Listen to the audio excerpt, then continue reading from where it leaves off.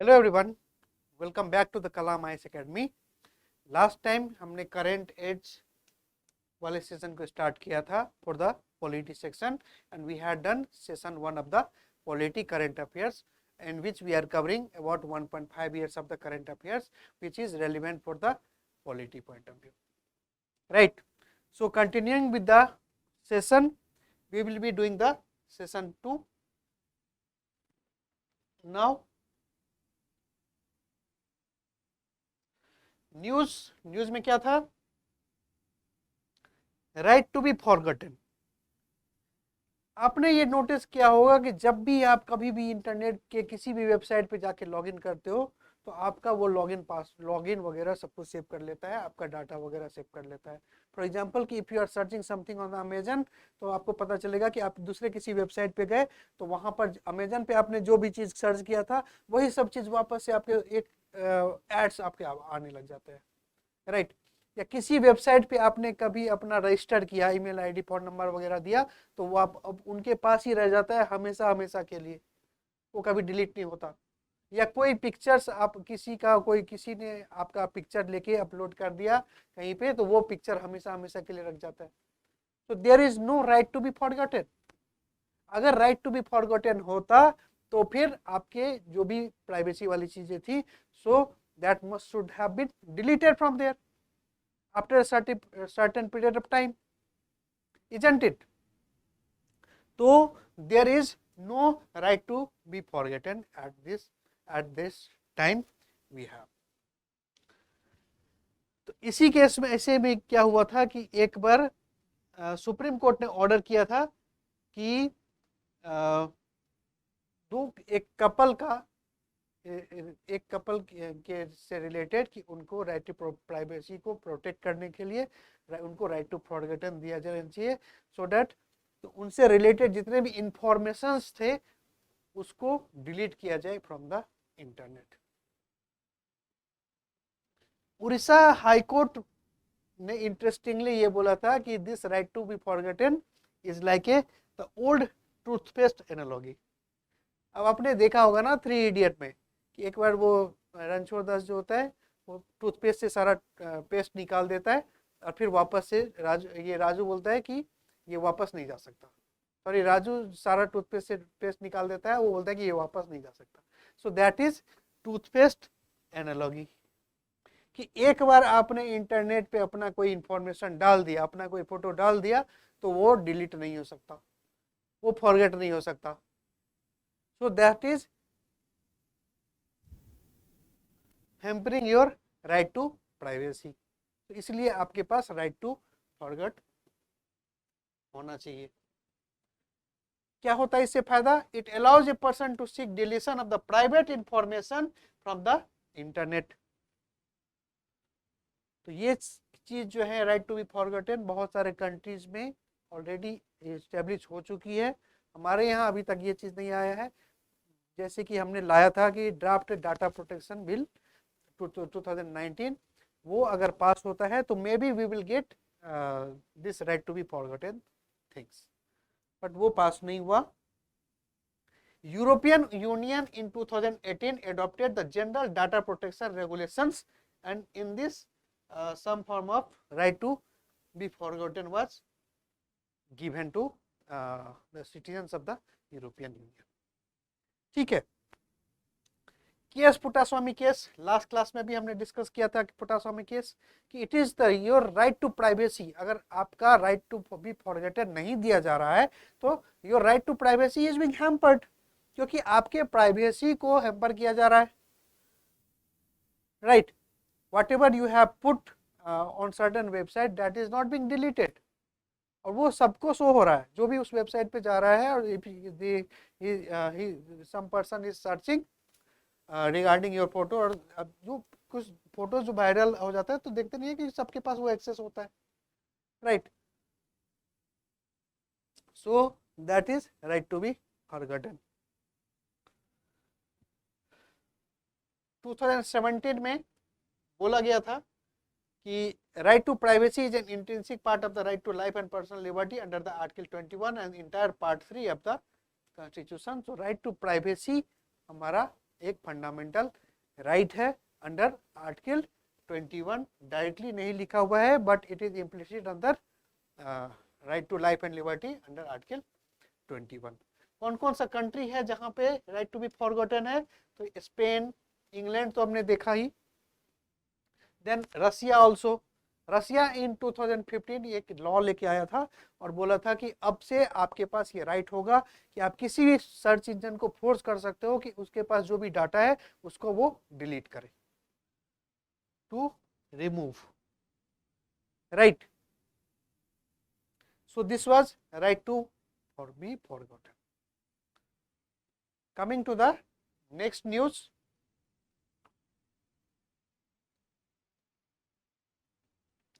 RTI act 2005 में implement हुआ, but the act has it is being criticised for many reasons, because many a times it is in news that many RTI activists has been killed, many RTI activists has been harassed, right? Then they has been attacked, harassed and even murdered in many a times. तो RTI act को जो है वो proper implementation सही से नहीं हो पा रहा है, इससे रिलेटेड ये न्यूज था। तो अब आपको जब जैसे ही आपने ये न्यूज पढ़ा तो आपको पता होना चाहिए कि आरटीआई एक्ट क्या है, उसके अंदर कुछ प्रोविजंस आपको पते होने चाहिए, राइट। फॉर एग्जांपल कि RTI act right to information is an implied right, is an implied fundamental rights, किसके अंदर? Under the right to freedom of speech and expression under 19, ठीक है। तो this right to information is under article 19, right to freedom of speech and expression इसके अंदर आता है। This is very very important fact, ठीक है। इस एक्ट के अंदर सेक्शन 2H में एक पब्लिक ऑथोरिटी को डिफाइन किया गया है। What is that public authority? Public authority वो सब होता है कि that is any authority which is established or constituted by under the by or under the constitution or any law made by the parliament or state legislature, notifications issued by the government। इसका मतलब है कि कोई भी authority जो कि constitution के द्वारा बनाया गया हो या किसी स्टेट लेजिस्लेचर के द्वारा बनाया गया हो, कोई पार्लियामेंट के द्वारा बनाया गया हो, तो वो सब सारे ऑथोरिटी जो है वो पब्लिक ऑथोरिटी में आएंगे, ठीक है, ये याद रहेगा। सेक्शन 4 में कहता है, very important, section 4 it requires the government to suo motu disclosure of the information by its public authority। तो जैसे राइट टू इंफॉर्मेशन है, right to information is a fundamental right, is a implied right, है ना, under 19। तो ये responsibility बनती है, this is it is a responsibility, it government should be responsible and for that matter government should provide all the necessary information which can be put into the public domain। obviously जो secret intelligence वाला information होगा वो नहीं दे पाएगी government, तो जो information दे सकती है वो खुद ही गवर्नमेंट को दे देना चाहिए, हर एक बात के लिए आरटीआई फाइल करने की जरूरत नहीं पड़ना चाहिए। यही चीज कहता है section 4 of the RTI act कि there should be suo motu disclosure of the information by the public authority। Section 8 का 2 कहता है कि ऑब्वियसली देखो सारा इंफॉर्मेशन नहीं दिया जा सकता, नेशनल सिक्योरिटी की भी बात है, अब डिफेंस से रिलेटेड बहुत सारी चीजें जो है सेंसिटिव इंफॉर्मेशन वो नहीं दिया जा सकता, इंटेलिजेंस से रिलेटेड बहुत सारे चीजें जो है वो नहीं दिया जा सकता पब्लिक डोमेन में, तो सारे इंफॉर्मेशन नहीं दिए जा सकते। देयरफॉर सेक्शन 8 का 2 बोलता है it provides for the disclosure of the information exempted under the official secret act 1923 for the larger public interest. इस लार्जर पब्लिक इंटरेस्ट के लिए there can be certain information which should not be put in the public domain, which should not be accessible to everyone. इतना समझ में आ रहा है? Then section 24, section 24 exempt information related to security and intelligence organisation. अगर कोई security और intelligence organisation है, फॉर एग्जांपल सीबीआई है, फॉर एग्जांपल एनआईए है, रॉ है, तो इन सब ऑर्गेनाइजेशंस का इंफॉर्मेशन जो है आप राइट टू इंफॉर्मेशन के थ्रू आर्टिकल 19 को लगा के एक्सेस नहीं कर सकते हैं। बिकॉज सारे इंटेलिजेंस की बात अगर पता चल जाएगा तो ये हमारे इंटरनल सिक्योरिटी, हमारे एक्सटर्नल सिक्योरिटी, इंडिया के नेशनल सिक्योरिटी की को हैम्पर कर सकता है, इजंट इट? और by using this section only CBI has been put has been put that they do not come under the Right to Information Act. But Supreme Court judgment में ऐसा बोला गया था कि all the cases which is related to the corruption cases that should be that should come under the Right to Information Act, means CBI should disclose such cases which are based on the corruption in nature. ठीक है, ये समझ में आ रहा है?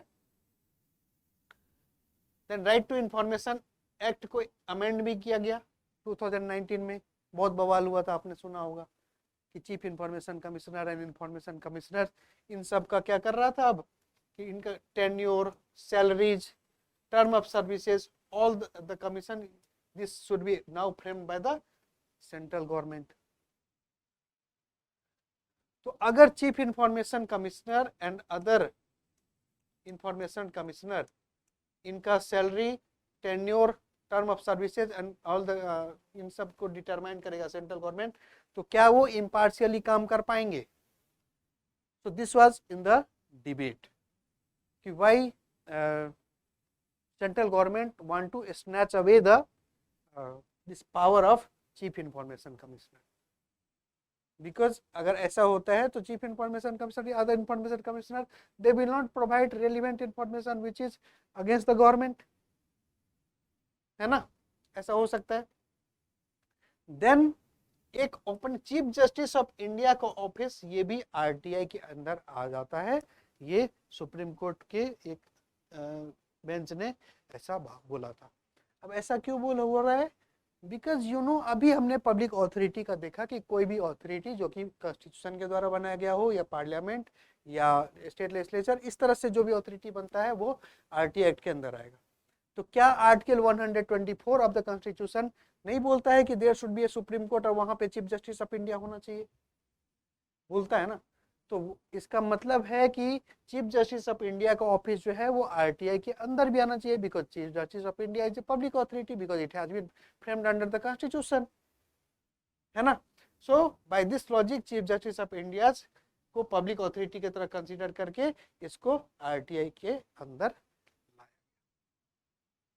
ठीक है। ऐसे जुडिशियरी पूरा का पूरा आरटीआई के अंदर नहीं आता है, सब कुछ आप जुडिशियरी के अंदर से नहीं निकाल सकते, right. Then next article, Karnataka assembly passes anti conversion bill amid Congress walkout. अब देखो, ये एंटी कन्वर्सन बिल बहुत सारे स्टेट्स में आ चुका है और आता रहता है।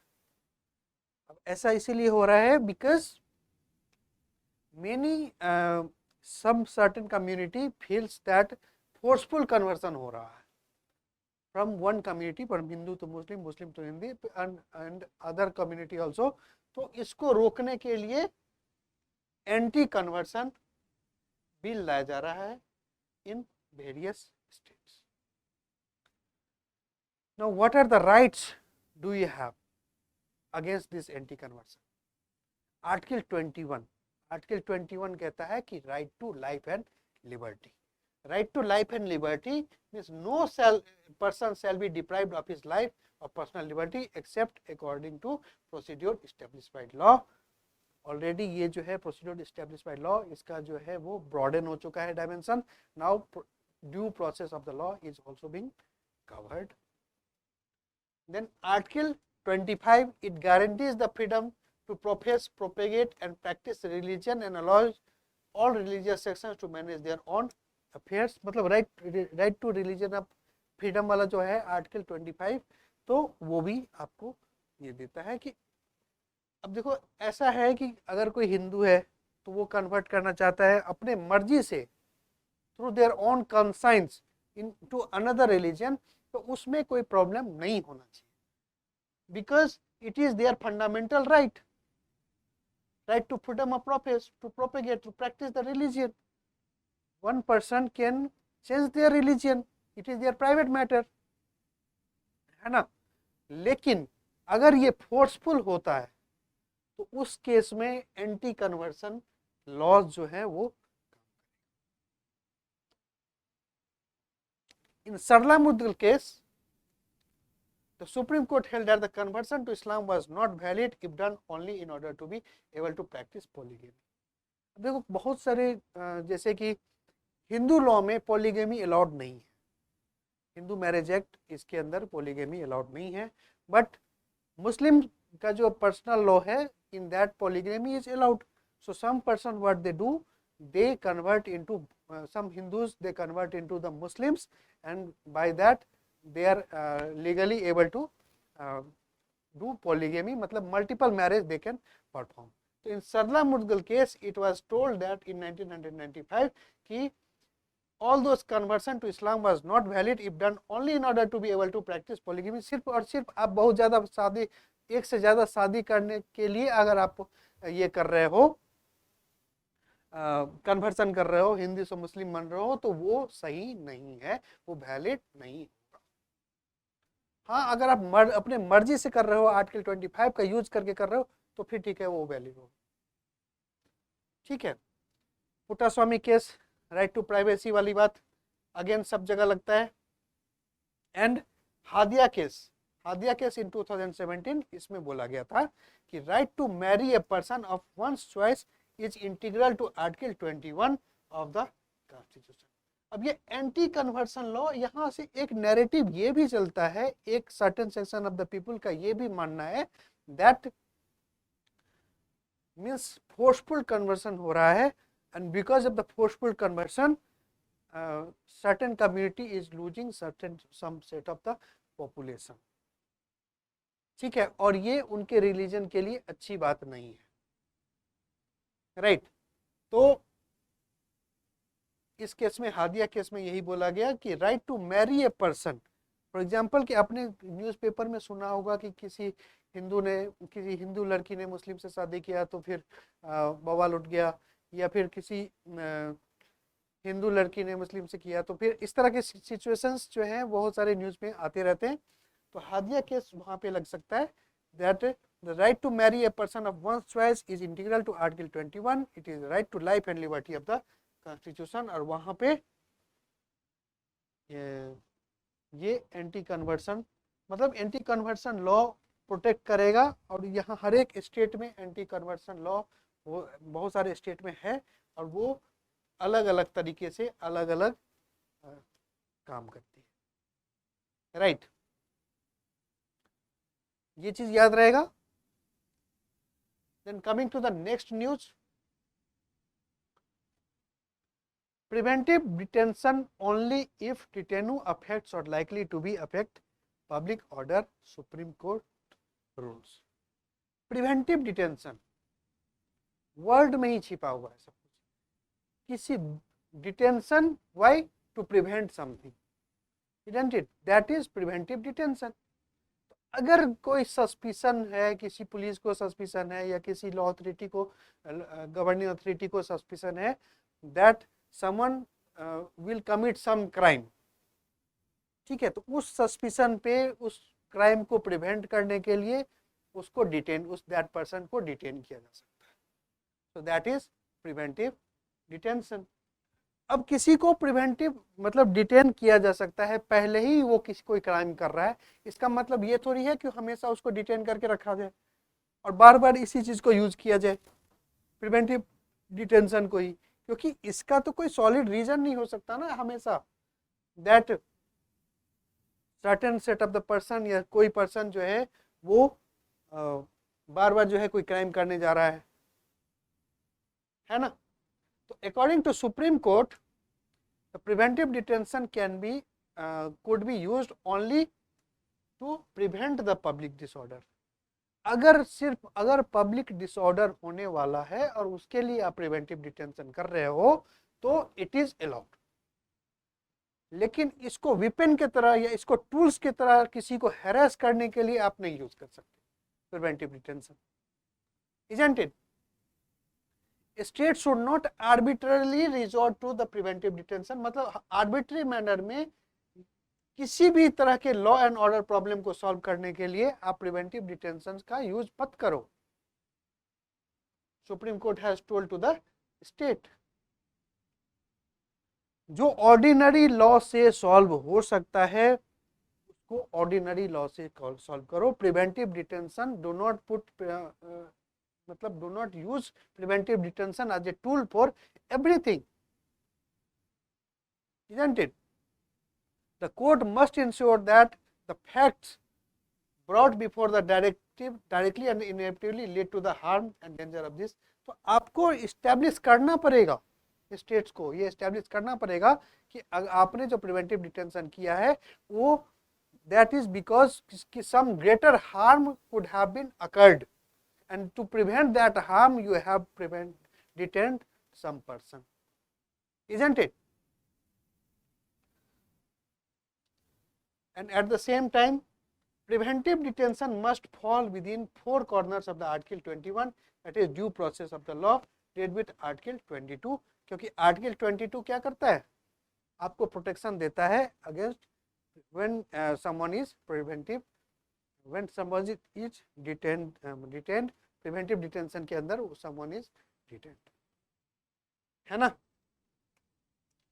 तो ये चीज समझ में आया कि पब्लिक डिसऑर्डर के टाइम पर ही आप प्रिवेंटिव डिटेंशन का यूज करें। जो चीज नॉर्मली सॉल्व हो सकता है, ऑर्डिनरी लॉ से सॉल्व हो सकता है, उसको प्रिवेंटिव डिटेंशन से करने की जरूरत नहीं है, आर्बिट्री मैनर से करने की जरूरत नहीं है। देन ये इंश्योर करे स्टेट्स दैट जो हार्म होने वाला है वो बहुत ग्रेटर हार्म होने वाला था, इसीलिए आपने प्रिवेंटिव डिटेंशन यूज किया है। साथ ही जो है article 21 and 22 the fundamental rights which is given to the citizen of India, तो ये चीज प्रोटेक्ट करेगी आपको even when you are preventive detained.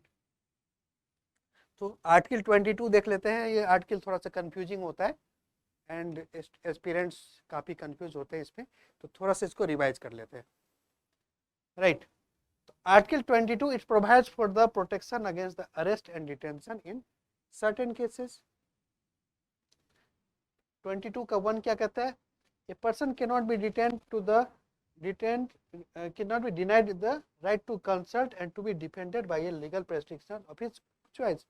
अगर आपको प्रिवेंटिव डिटेंशन में रखा भी गया है तो इसका मतलब ये नहीं है कि आपको लीगल चॉइस या लीगल एडवाइस नहीं ले सकते आप। It is your right to under the article 22(1) that you can consult or you can consult your legal practitioners। वो हॉलीवुड मूवी सब में आपने देखा होगा कि सबसे पहले बोलता है I want to talk to my lawyers. जैसे किसी को पकड़ने आया तो बोला कि I want to talk to my lawyer. तो वही वाली बात। आर्टिकल 22 का 2, every person who's arrested to be produced before the nearest magistrate within 24 hours. अगर आपको किसी ने, अगर गवर्नमेंट ने या पुलिस ने किसी को पकड़ा है प्रिवेंटिव डिटेंशन के थ्रू, तो उनको प्रोड्यूस करना पड़ेगा तो अगेंस्ट द मजिस्ट्रेट के सामने विद इन 24 आवर्स। बट ये 24 आवर्स में ना ट्रेवलिंग टाइम को काउंट नहीं किया जाएगा, because there are many districts in India which is still hard flung in nature, जहाँ पर मतलब कोर्ट जाने में भी 1.5 डेज लग जाते हैं।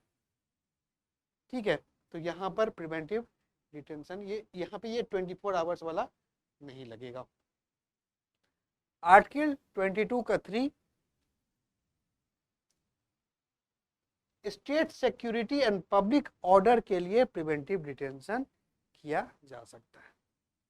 जैसे सुप्रीम कोर्ट जजमेंट में भी बोला कि रेयर केस मतलब हमेशा ऑर्डिनरी लॉ के लिए नहीं करो, है ना। State security and public order अगर हैम्पर होने वाला है then you can do preventive detention. Article 22 का 4 बोलते हैं कि अगर किसी को जरूरत पड़ रहा है, अगर पुलिस को जरूरत पड़ रहा है कि 3 महीना से ज्यादा प्रिवेंटिव डिटेंशन करें किसी पर्सन का, राइट, मतलब बहुत ही जब सीरियस सिचुएशंस होगा तो फिर भी वो 3 महीना से ज्यादा अपने मन से नहीं प्रिवेंटिव डिटेंशन कर सकता है। Some advisory board has to be set up and that advisory board must report with sufficient cause, जिसके थ्रू ये एक्सटेंड हो सकता है 3 महीने से ज्यादा प्रिवेंटिव डिटेंशन। ये समझ में आया? देन आर्टिकल 22 का 5 बोलता है कि authority making the order shall be as soon as communicated to such person the ground. मतलब जिसको भी प्रिवेंटिव डिटेंशन में रखा गया है उसको मतलब ऑथोरिटी बताए कि आपको क्यों रखा जा रहा है, आपसे क्या थ्रेट है, right. So this should be there. 7th schedule में अंडर आर्टिकल 246 बहुत सारे लिस्ट, मतलब 3 लिस्ट हैं, union list, state list and concurrent list. Union list का एंट्री नंबर 9 में ये लिखा हुआ है कि parliament has the exclusive power to enact a law for the preventive detention for the reasons connected with defence, foreign affairs और security of India, right. तो अगर यूपीएससी में ये स्टेटमेंट आता है कि क्या शेड्यूल 7 में प्रिवेंटिव डिटेंशन का जिक्र है, तो you will say yes, you will mark that answer as that statement as a correct statement, because entry 9 of the list 1 it is given that preventive detention for the reason connected with defense, foreign affairs and security of the India. Similarly, congruent list entry 3 of the list 3 में congruent list है। यहाँ पे both parliament and the state legislature have the power to enact laws for the reason to related the maintenance of the public order. अभी हमने पढ़ा था कि public order को मेंटेन करने के लिए प्रिवेंटिव डिटेंशन किया जा सकता है। तो both parliament and the state legislature can have such kind of the law. ये समझ में आ रहा है? देन सम जजमेंट्स, जजमेंट्स भी उसी तरह का है, लाइक कि प्रिवेंटिव डिटेंशन जो है वो किसी भी कारण से या किसी भी तरह से नहीं किया जा सकता है, उसके ऊपर कुछ रेस्ट्रिक्शंस होनी चाहिए, कुछ लिमिटेशंस होनी चाहिए, इजंट इट? फॉर एग्जांपल कि मरियप्पन केस में the supreme Court at the aim of the detention and its law is not to punish anyone but to stop certain crimes from being committed. ऐसा नहीं हो कि आप किसी पर्सन को, for example कि लेट सपोज कि सम पुलिस पर्सन है एक्स, उसका किसी के साथ दुश्मनी है वाई के साथ, अब वो प्रिवेंटिव डिटेंशन का यूज करके वाई को 3 महीने के लिए जेल में डाल दे रहा है। तो ये चीज नहीं होनी चाहिए। It should not be to punish anyone but it should be to stop certain crimes from being committed. दूसरा केस पॉल नानिस्कन वर्सेस यूनियन ऑफ इंडिया, इसमें बोला गया कि detention is based on the suspicion or reasonable possibility and not a criminal convention. मतलब कि जो preventive detention हो रहा है that is not a criminal convention. यह कोई प्रूफ नहीं हुआ है अभी तक कि जो पर्सन को डिटेन किया गया है वो एक क्रिमिनल है, वो एक कन्विक्ट है, उसने कोई किसी तरह का क्राइम किया है। Unless and until it is not proved, उसको ऐसा नहीं माना जाएगा, उसको क्रिमिनल नहीं माना जाएगा। ये बस सस्पिशन या रीजनेबल पॉसिबिलिटी के बेस पे प्रिवेंटिव डिटेंशन किया जाता है। तो ये दोनों केस आप याद रखेंगे for the mains point of view, and rest the facts are also important for the prelims point of view, right? Next news, read it.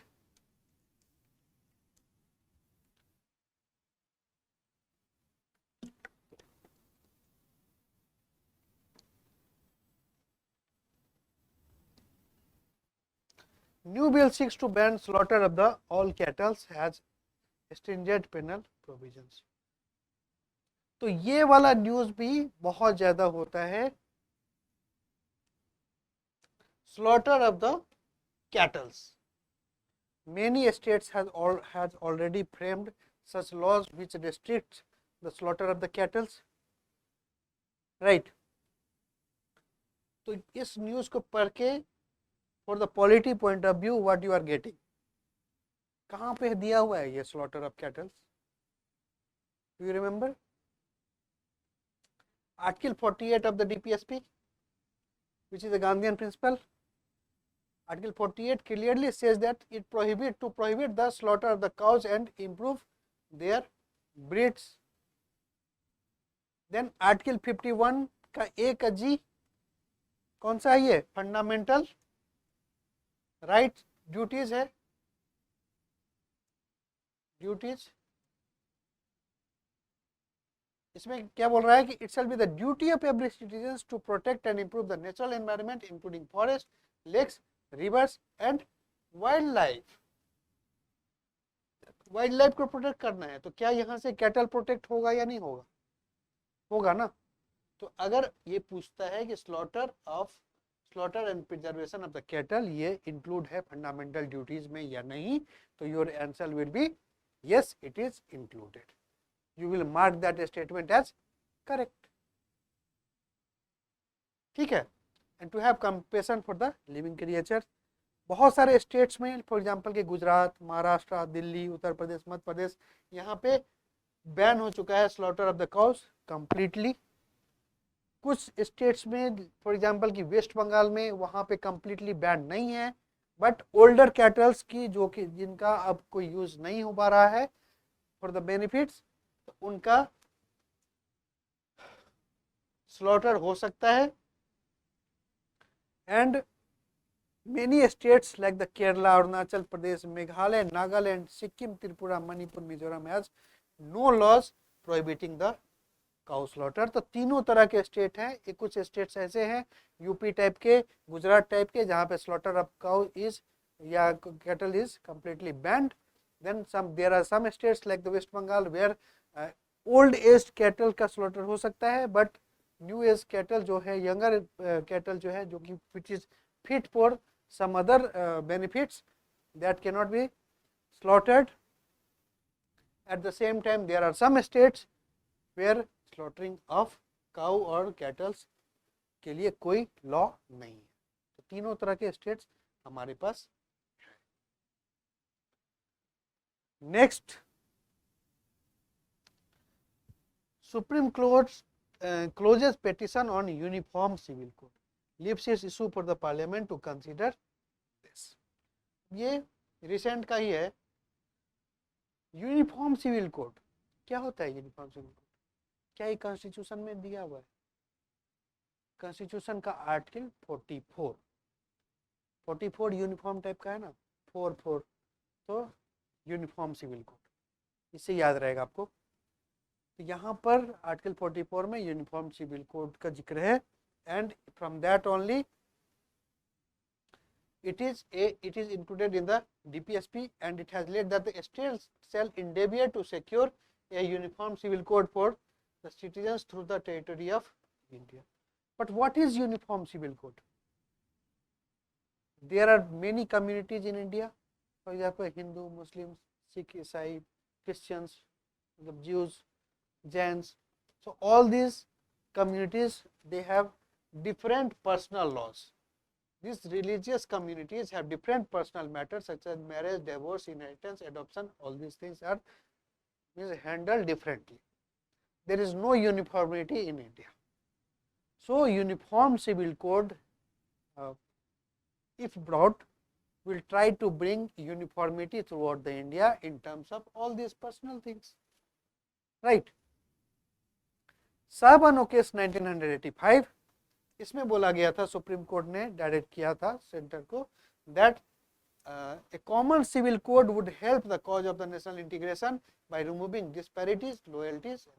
अगर हमारे पास एक कॉमन सिविल कोड होगा, यूनिफॉर्म सिविल कोड होगा, तो there would be less disparities, there will be more national integration. So remember this Shah Bano case. Similarly Sarla Mudgal case versus union of India, The Supreme Court directed that the government to reflect the steps taken securing। मतलब ये बोला इसमें, इस case में बोला गया कि आप यूनिफॉर्म सिविल कोड लाने के लिए गवर्नमेंट अभी तक क्या क्या एफर्ट डाली है, that should be brought in notice to the supreme court. Main intention was to bring the uniform civil code in throughout India.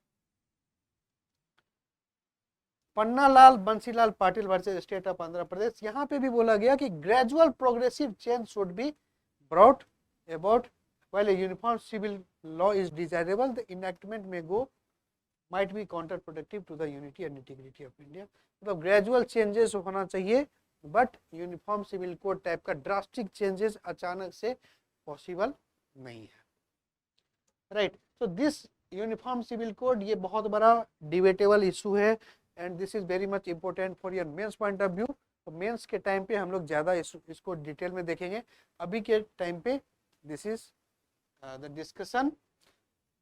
And you must remember that Goa is the only state where some kind of uniform civil code is being followed, because उनके पास जो law है that is Goa family law and which was originally the Portuguese civil code, and this Portuguese civil code is uniform in nature. So you can say that Goa is the only state where uniform civil code is there. कोई doubt है? चले next news.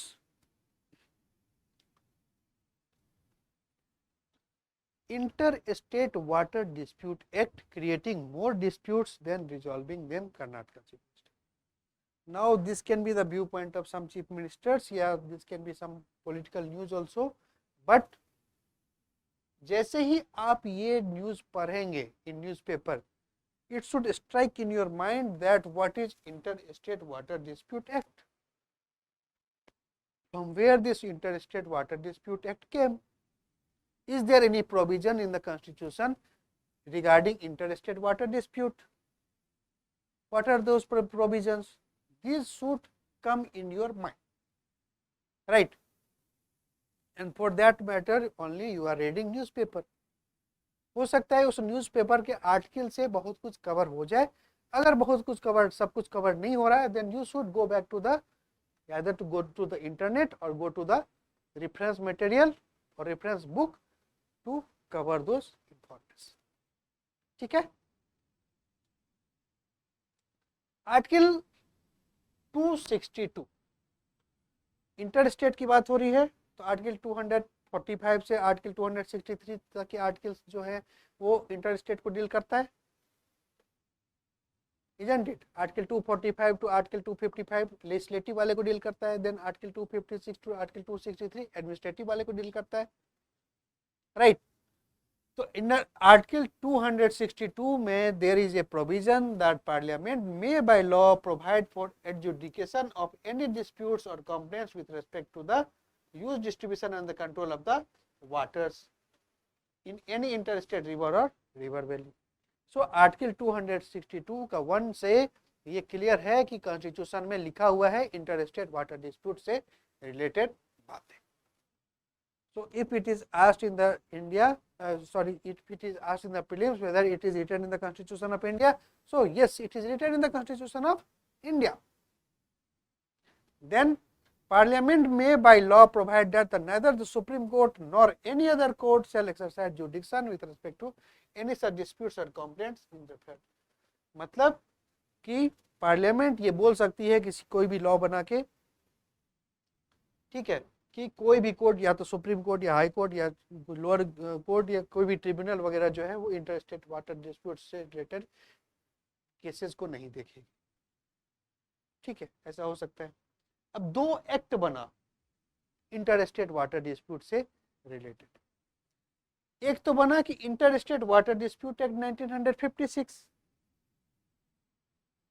Right. इसमें बोला गया कि अगर 2 या 2 से ज्यादा स्टेट्स हैं और वहां पे डिस्प्यूट्स हो रही हैं तो कोई ट्रिब्यूनल्स जो है वो बनाया जा सकता है। And then there was a river board act 1956 through which river board was established to tackle this interstate water disputes, ठीक है। अब अगर हम लोग वाटर का बात करें प्रीलिम्स पॉइंट ऑफ व्यू से कि वाटर, वेयर इज वाटर, मतलब कहाँ पर ये वाटर का सब्जेक्ट है, तो अगर हम लोग 7th शेड्यूल की बात करते हैं under article 246 of the constitution, then entry 17 of the state list will enumerate that the water supply, irrigation, canal, drainage, embankment, water storage and water power, it will come under the state list. और state list के अंदर आने का क्या मतलब है कि in all these matters state legislature can frame laws, है ना.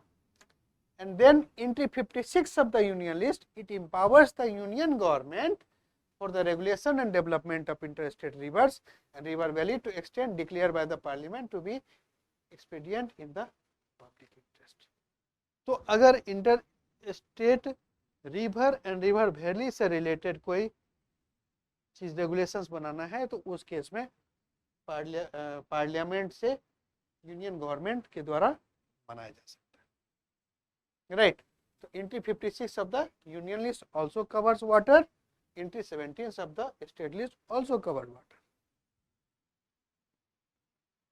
And there has been many tribunals, Kaveri water tribunal, Mahanadi water tribunals, right.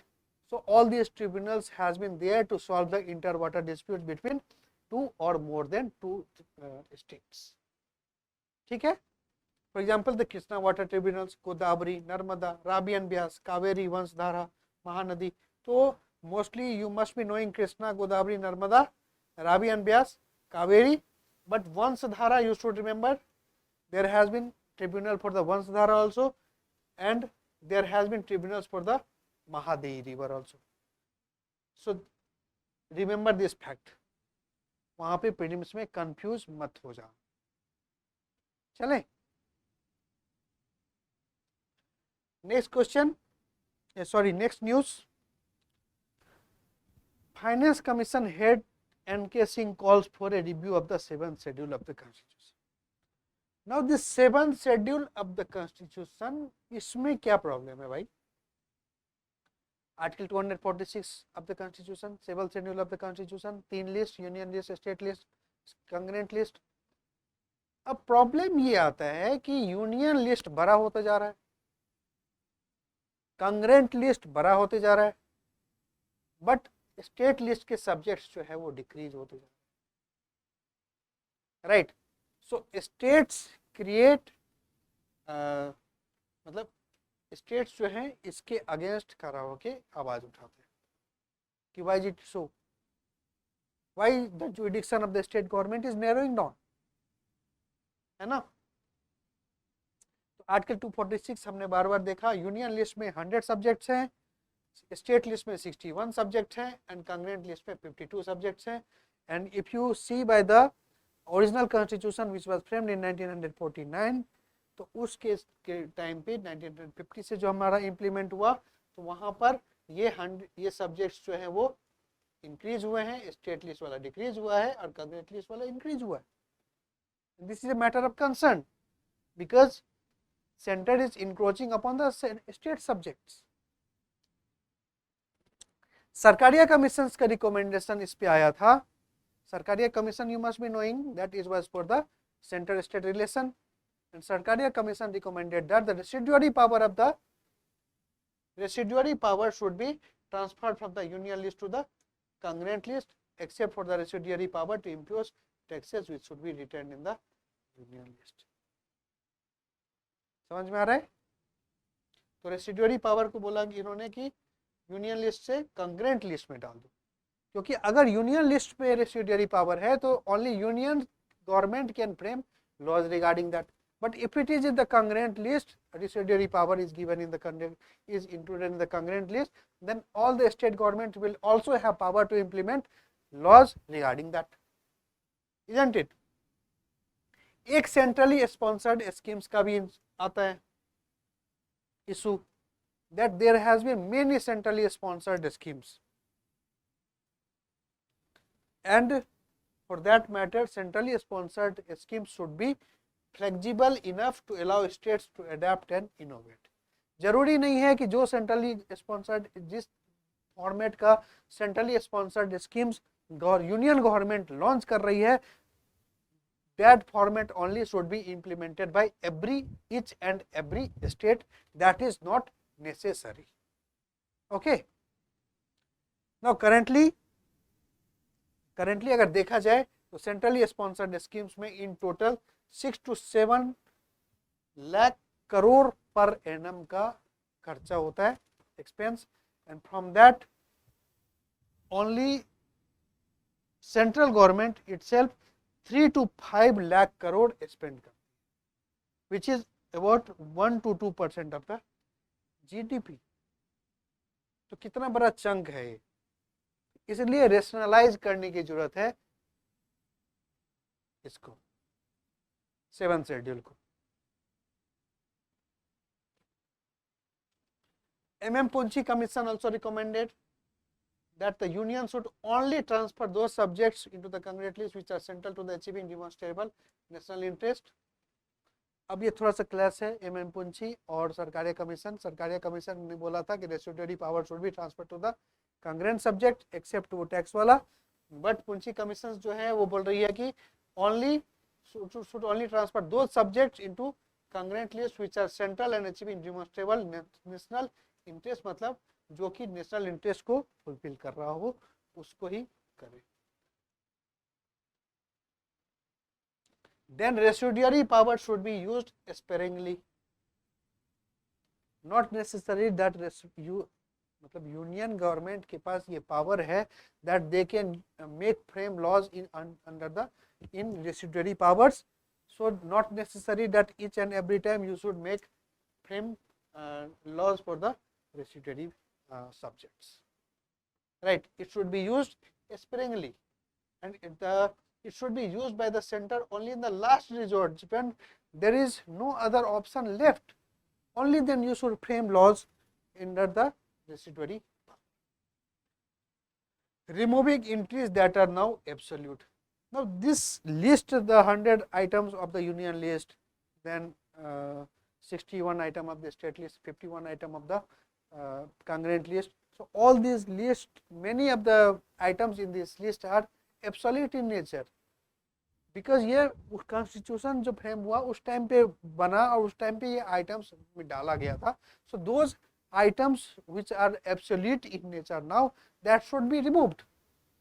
Therefore 15th finance commission के जो चेयरमैन थे उन्होंने यही बोला है कि there should be change in the 7th schedule of the constitution, and there should be addition of the present day needs of the government, for example disaster management, cyber security, ठीक है। So all these things should be included in the list, because these are not included in the list. उस time पे 1950 के time पे cyber security का कोई मतलब ही नहीं था, डिजास्टर मैनेजमेंट इतना ज्यादा हाइप नहीं था, है ना। सो this should be done. Next article, what is Belagavi border disputes between Karnataka and Maharashtra, times of India में आया था। तो बेलगावी बॉर्डर डिस्प्यूट्स है क्या, कर्नाटका और महाराष्ट्र के बीच में है, ये तो आपको पता चल गया। बेलगांव सुना होगा ना आपने,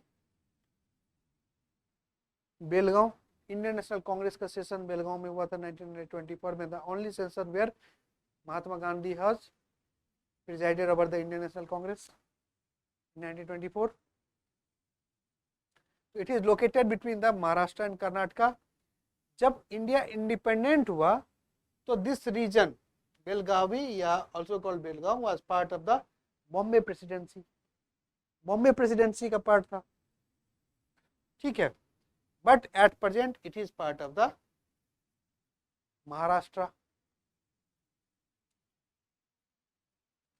महाराष्ट्र का कहना है कि Belagavi is largely Marathi speaking region with many parts being exclusively Marathi speaking, and that region should be part of the Mahajan commission बैठा था 1966 में। अब महाजन कमीशन ने बोला under the chief justice Mehar Chand Mahajan.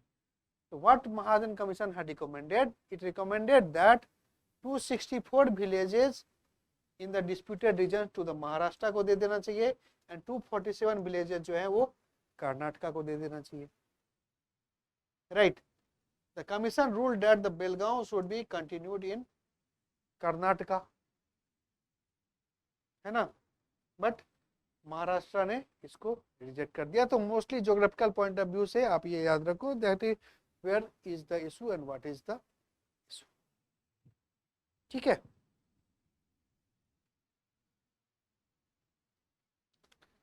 Next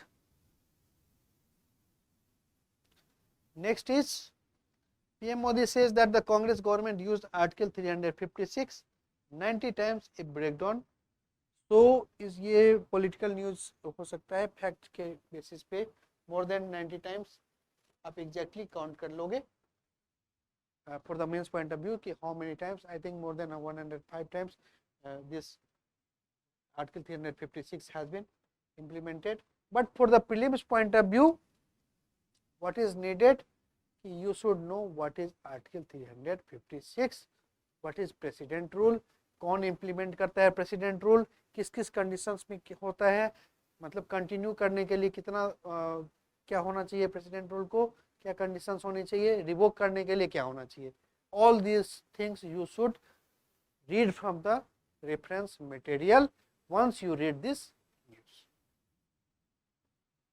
ठीक है, president's rule, it is also called as state emergency.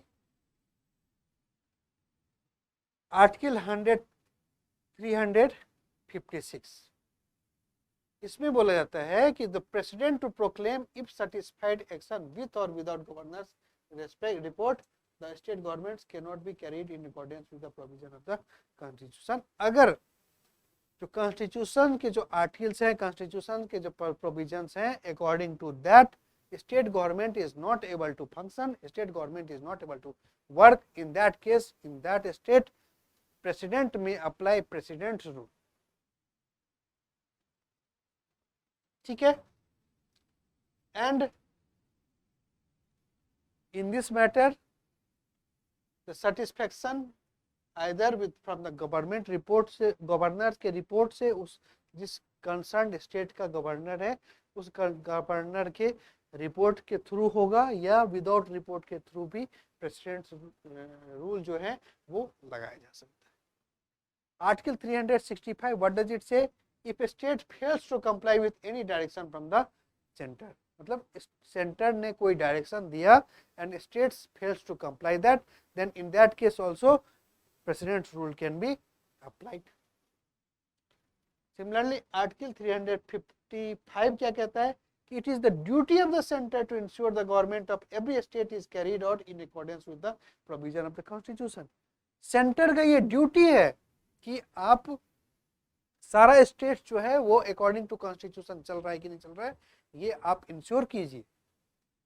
Therefore, under the article 356 president's rule can be applied in any state where constitutional machinery has been fallen down, where constitutional machinery is not working properly।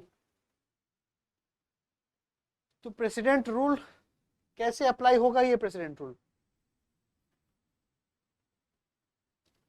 It must be approved by both the houses with in 2 months of the issues. अगर president rule लगा दिया तो इसको कम से कम 2 महीने, maximum 2 महीने के अंदर अंदर इसको अप्रूव करना होगा।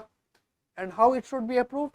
It should be approved by the simple majority, no necessary of the special majority, effective majority, बस simple majority से आप पास कर दो, प्रेसिडेंट रूल लग जाएगा in both house, not in only one house, both house में simple majority से।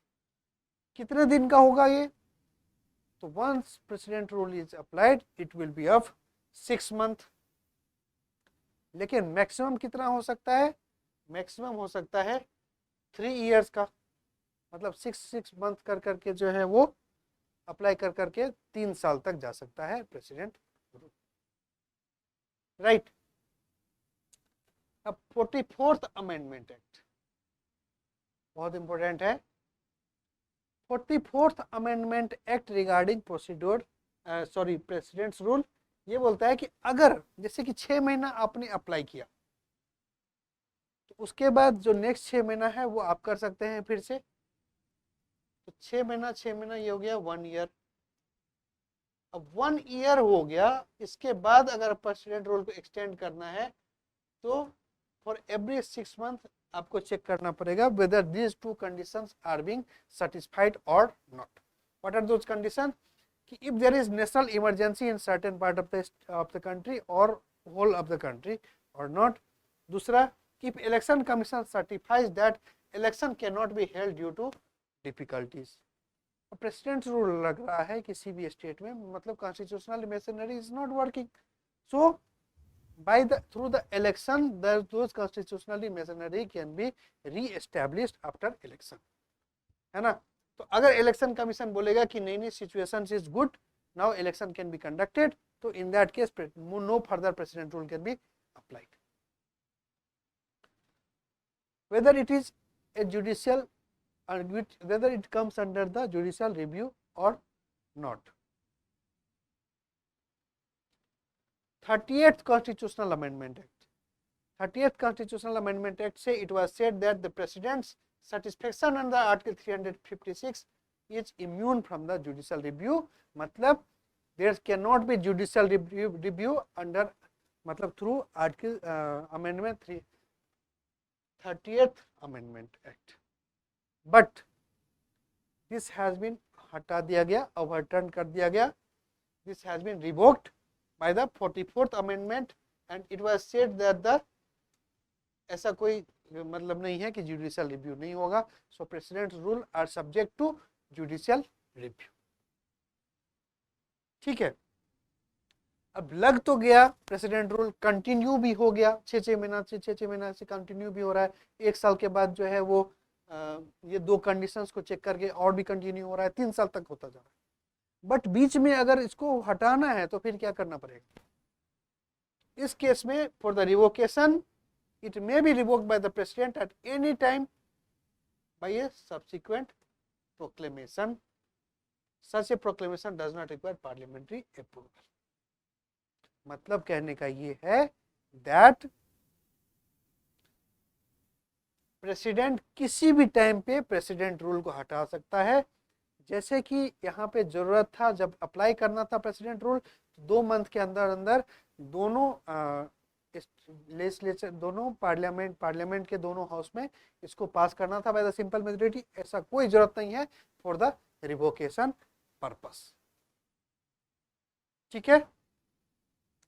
तो session 2 of the current affairs polity in current age series में इतना ही है. We will continue with this series in the session 3. Thank you very much.